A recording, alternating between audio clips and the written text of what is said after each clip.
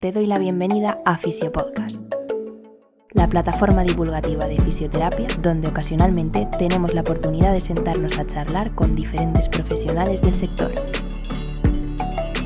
Muy buenas, compañeros y compañeras. Mi nombre es Rubén Hernández y para mí, como siempre, es un auténtico placer estar en un episodio más de la radio Fisiopodcast.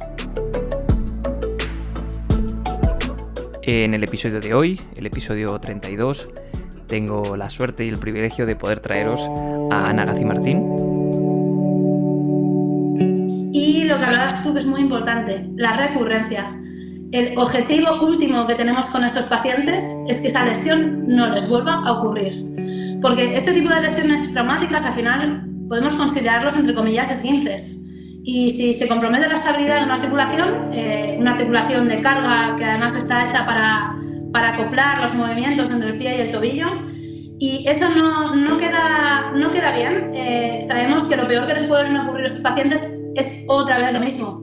Entonces, al final, la historia típica de estos pacientes, que yo los he visto mucho en la mutua o lo puedes ver mucho en el mundo del deporte, es paciente que le ocurre una lesión y le vuelve a ocurrir, hasta que tenemos pacientes de 50 años, candidatos a prótesis.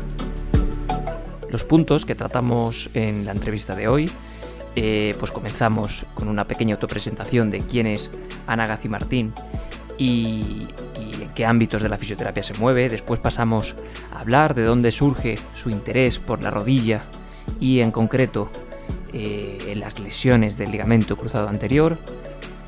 Metiéndonos un poco más en el tema, hablamos de la epidemiología, la recurrencia y el pronóstico de este tipo de lesión y de los principales mecanismos que están descritos en la literatura, mecanismos de lesión del ligamento cruzado anterior. Os recomiendo echar un ojo al proyecto que Ana está llevando a cabo, que se llama Knee Spain, en Twitter knee_Spain, que se trata de un portal en el que se ponen en común las opiniones de clínicos en las lesiones de rodilla y es un portal muy útil con una información bastante fiable en torno al mundo de la rodilla.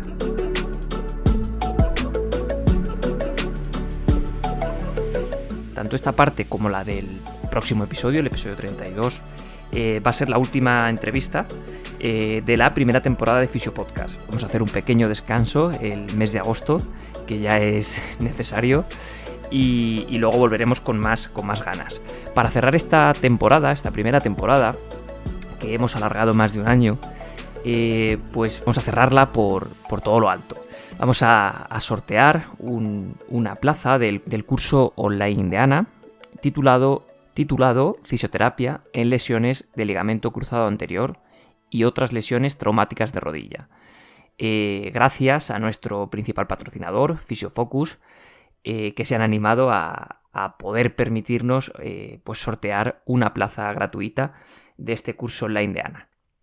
El procedimiento es muy simple. Mañana sábado, bueno, depende cuando nos escuches, pero yo mañana, hoy es viernes, mañana sábado, en nuestro perfil de Instagram, @fisiopodcast, vas a ver una publicación en la que simplemente tienes que comentar y compartir la publicación y entrarás en el sorteo de pues esta plaza gratuita.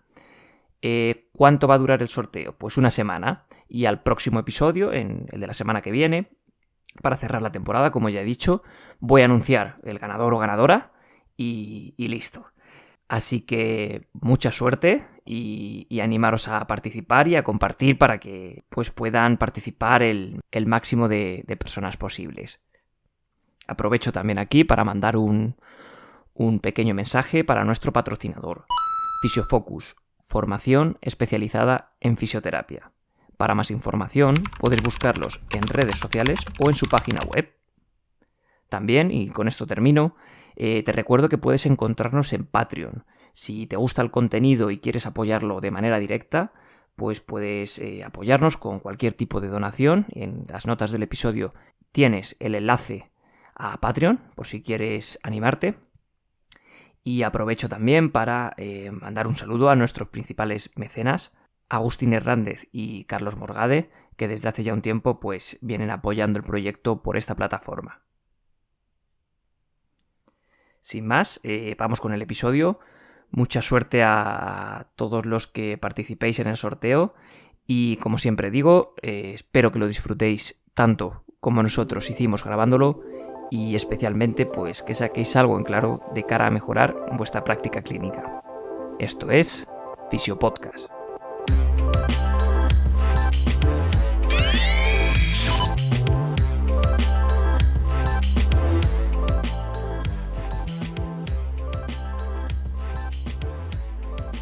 Muy buenas, Ana, bienvenida al podcast. Hola, muchas gracias, Rubén. ¿Cómo estás? Pues mira, aquí un podcast más en el confinamiento, que estoy aprovechando ahora que os tengo disponibles. Sí, es buen momento, ahora nos pillas sí, a todos. por suerte, por desgracia, es buen momento. Bueno, Ana, sí. Cuéntanos, para quien no te conozca, si te puedes presentar un poquito, quién es Ana Gazi Martín y en qué ámbitos de la fisioterapia se mueve. Bueno, pues Ana es una chica de Madrid, lo primero, que aparte, bueno, pues es fisioterapeuta y me muevo principalmente en dos ámbitos. Uno es la fisioterapia laboral, mi trabajo principal es en la Mutua de Accidentes Laborales FREMAP y luego también otra parte de mi práctica es el sector privado, paso consulta en la clínica Fisiomol Las Tablas y ahí veo a todo tipo de pacientes, muchas veces deportistas, algún jugador de hockey, ¿no? Que es un deporte al que yo me dedicaba. Y bueno, aparte de eso, pues me dedico a todo lo que caiga, ¿no? Estoy en alguna comisión del colegio, carreras de montaña, bueno, como todo fisio, un poco pluriempleado. Pero mi principal trabajo es la fisioterapia laboral y luego, pues como todos, la práctica privada. Perfecto, y si podemos ir introduciendo un poquito el tema de hoy, y porque ¿de dónde surge ese interés tuyo por esta parte del cuerpo que es la rodilla? Si nos puedes contar un poquito.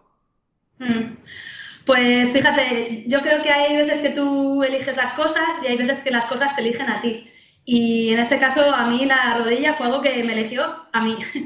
Y fue gracioso, bueno, o curioso más bien de dos maneras. Una, por un lado fue como paciente, porque yo misma me retiré del hockey hierba y del deporte en general por una lesión de rodilla, que no es del tipo al que yo más me he especializado, no fue una lesión traumática, fue una lesión de sobreuso, pero ya fue el primer contacto con la rodilla.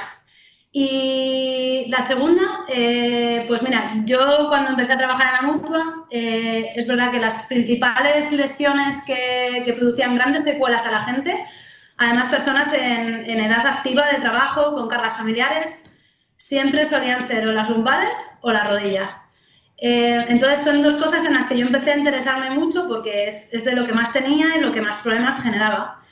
Pero no fue tanto por ahí, sino fue en realidad, si yo lo pienso, que el primer despertar para mí, más que decir, voy a formarme mucho en rodilla, fue formarme en síndromes de movimiento.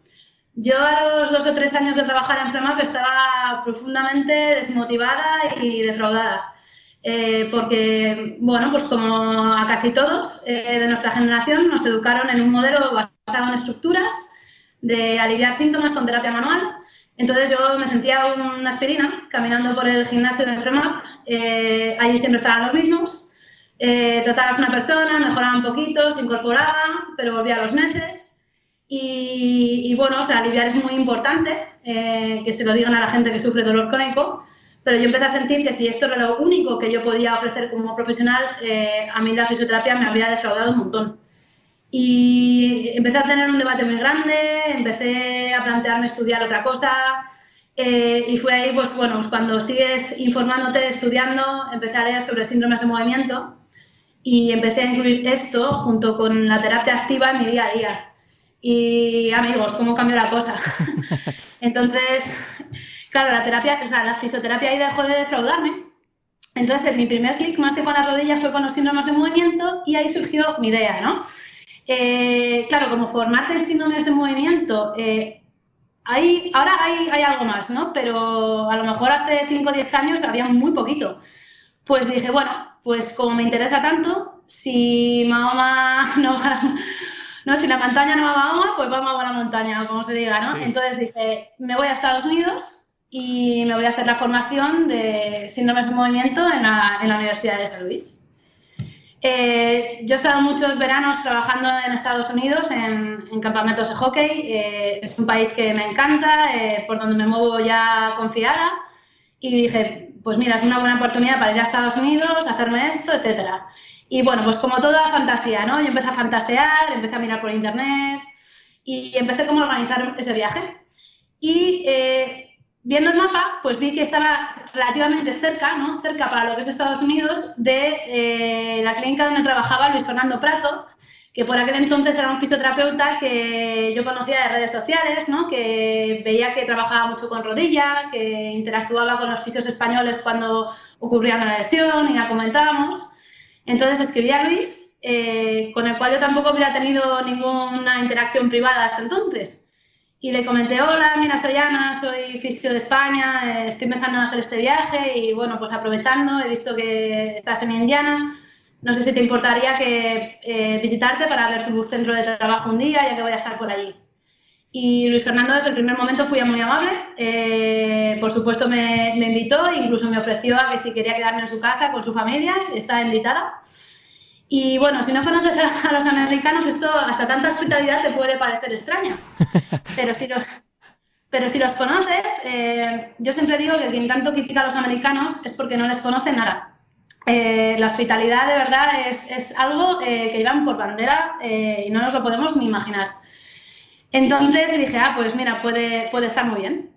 Así que sí, me lancé, me decidí, me lo compré esa noche, imprimí todos los detalles del viaje y me acerqué a mi madre y le dije, mira, me voy, para que no me pase nada necesito estar tranquila y para yo estar tranquila necesito que tú estés tranquila. Así que ya sabes lo que tienes que hacer. Y nada, mi madre me miraba ya con cara de resignación porque, bueno, la tengo ya acostumbrada a estas cosas y sabe que no puedo hacer nada, ¿no? Aunque me fastidie. Entonces, nada, ese año creo que fue 2014, fui a visitar a Luis Fernando y, bueno, pues la experiencia fue maravillosa, ver la cantidad de pacientes de rodilla que tienen allí, tienen muchos de estos casos por la cultura deportiva que hay en Estados Unidos.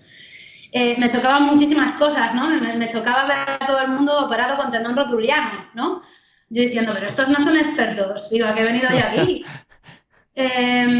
Me chocaban muchas cosas y a la vez pues fue en una semana aprender un montón y también a la vez pues hacer una maravillosa amistad con Luis Fernando y también con su familia, que tiene una mujer y 2 hijas maravillosas, con las que ya comenzamos una amistad. Ellos han venido para acá cuando Luis Fernando ha venido a algún curso, a algún congreso, y yo volví en 2017. Y en 2017, de nuevo estando allí en la clínica con Luis Fernando, mientras él una vez estaba hablando con un paciente, yo cogí un folio y, bueno, yo tengo un blog, iba a decir tenía porque lo tengo un poco abandonado, le dije a Luis Fernando, digo, mira, voy a hacer una entrada completa sobre lesiones de rodilla traumáticas. Y empecé a escribir lo que sería el guión. Pero empecé a escribir un guión desde la anatomía, los factores de riesgo, hasta el Return to Play. Y era un guión de un montón de cosas en las que, como hacer un esqueleto, en el que ya fui introduciendo pues, las cosas que Luis Fernando me iba contando, me iba enseñando, pero ya ordenadas dentro de un esquema. Y aún así los espacios en blanco eran muchísimo mayores a lo que yo había rellenado hasta el momento, ¿no? Entonces se lo enseñé a Luis Fernando, le pareció bien, hicimos el esquema y cuando volví de ese viaje en 2017, en noviembre, empecé a hacer ese post con ese esquema. Ese post estuve desarrollándolo, cuando llegaba a cosas que no sabía, preguntaba a Luis Fernando me respondía con 10 artículos, de cuyas referencias me surgían otros 100. Eso es un peligro, eso es un peligro. Sí, un clásico.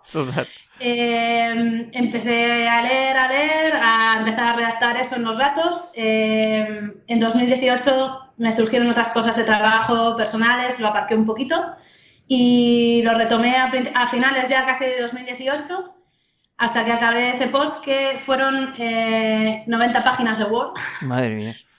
Se fue un poquito de madre. Pero es súper curioso, yo siempre he escrito en el blog por aprender yo, porque claro, al esquematizarme así las cosas me vale a mí y luego pues ya lo comparto. Pero el hacer ese trabajo como una afición, ¿no? De escribir, de fijar, o sea, es que al final casi queda un libro.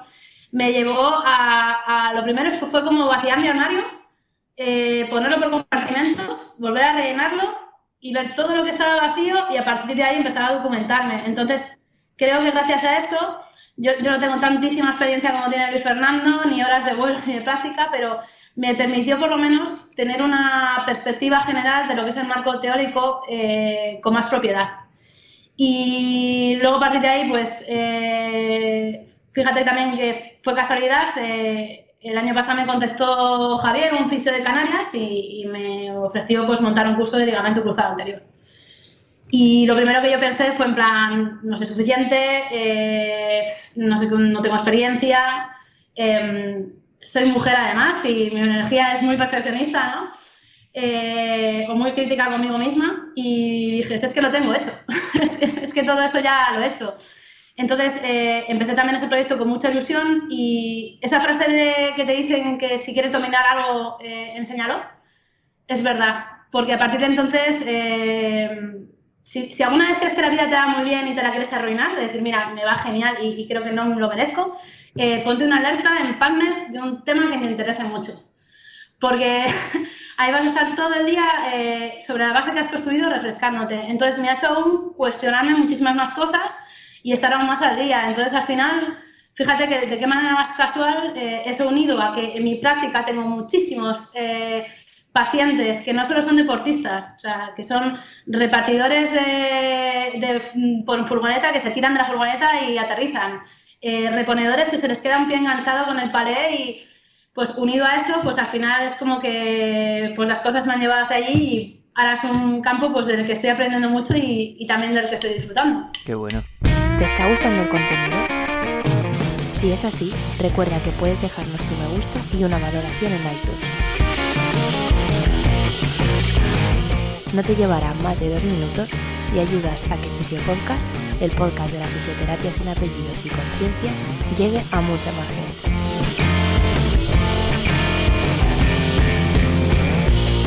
No te entretengo más, volvemos con el episodio.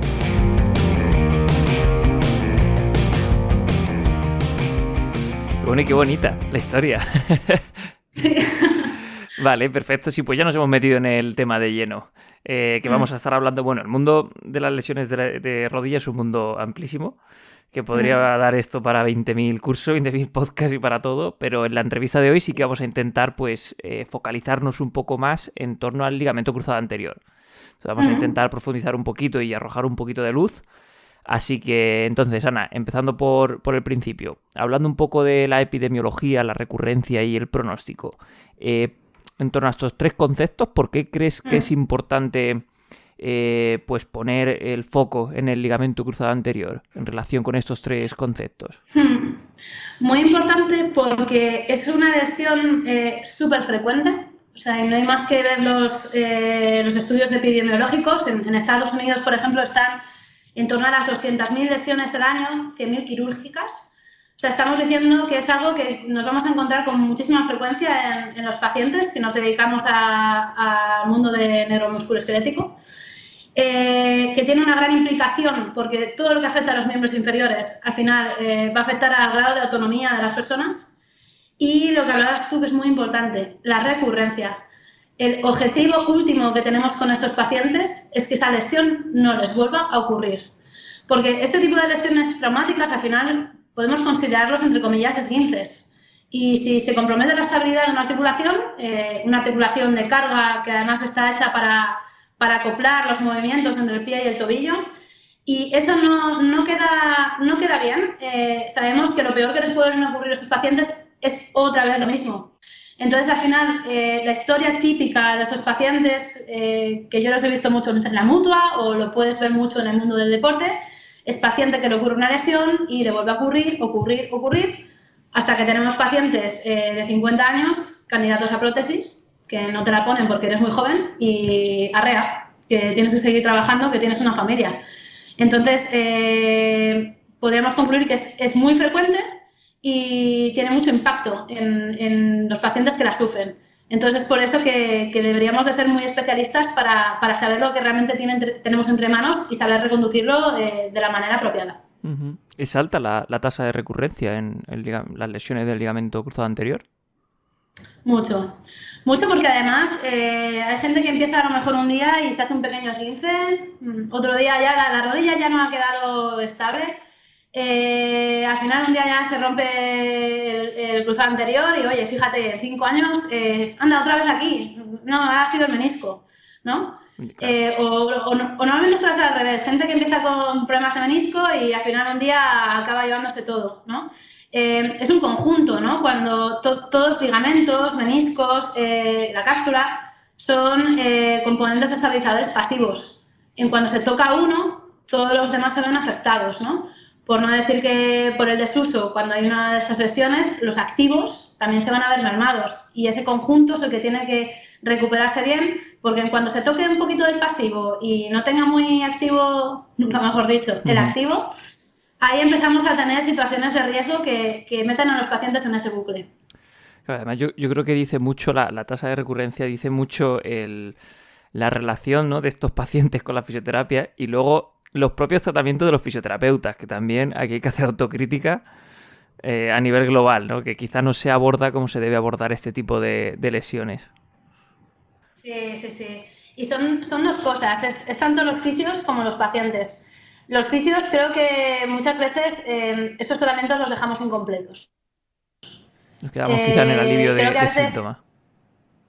Sí, exacto. Nos han educado tanto en la terapia manual que, bueno, cuando el paciente está un poquito ya de pie, sin derrame, le hemos recentrado la tibia con el eje de la corva y entonces es como que ya el paciente está bien, pero no, o sea, empezando porque muchas veces no hacemos ni mediciones de calidad ni cantidad de movimiento, que yo es algo que hasta que no fui a Estados Unidos ni tenía noción que existía.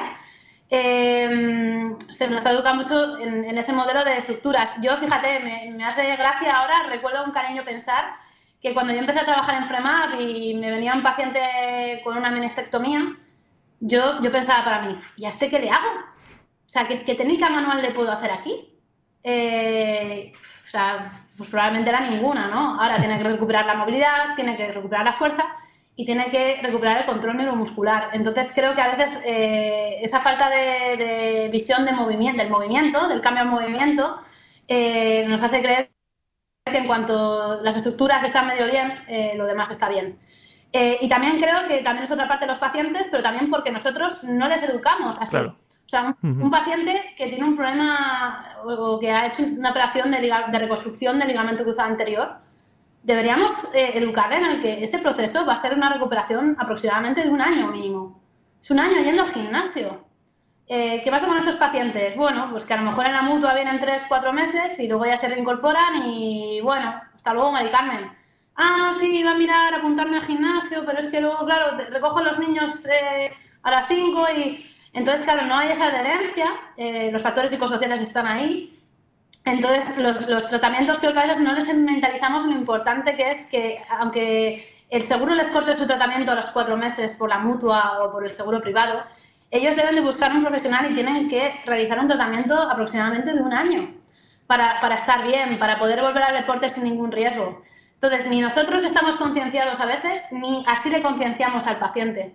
Entonces, eso es una bomba de relojería para que, anda, otra vez aquí, qué mala suerte. Claro. Pero no te preocupes, que yo te voy a hacer una terapia y otra vez te voy a recuperar. No, si el paciente vuelve por la puerta con un problema de rodilla, algo hemos dejado sin hacer. Sí, la mala suerte hasta un punto. Vale, pues vamos a avanzar un poquito. Si nos podías comentar, Ana, los principales mecanismos de lesión del ligamento cruzado anterior. Sí. A nivel general, muy general. Suelen ser 3 tipos de movimientos. El primero son los saltos, lo que llaman en inglés los landings. Todos los deportes en los que hay saltos, recepción de saltos a 2 o 1 pierna, hay mucha fuerza que desacelerar y la rodilla se puede descontrolar. Otros serían los cambios de dirección, lo que se llama los change of direction, si se ven con las siglas COD, en la que decido si voy a un lado u otro, igual, la rodilla se puede descontrolar. Y el último serían los giros, que es lo que llaman el pivoting, en el que aumenta el papel del pie como punto fijo en el suelo. Yo no he visto estudios que digan cuál más, cuál menos, pero creo por mi experiencia que es en este orden. Primero los saltos, luego los cambios de dirección y luego los giros. Y en esos 3 movimientos esos 3 gestos, normalmente se descontrolan dos movimientos. Uno es el valgo, famoso y castigado valgo, que es verdad que es el más frecuente, pero por otro lado también puede ocurrir la hiperextensión, que es menos, hasta un 5% de los casos, pero que igualmente lesiona el ligamento cruzado. Esos son los principales. Hasta aquí el podcast de hoy. Si te ha gustado el contenido y crees que puede servirle a más gente, se agradece que lo compartas. Te recuerdo que para estar al tanto de futuros episodios, puedes seguirnos en redes sociales y suscribirte a nuestra lista de correos en www.rubenhfisio.es. Gracias por tu tiempo y nos vemos en el próximo.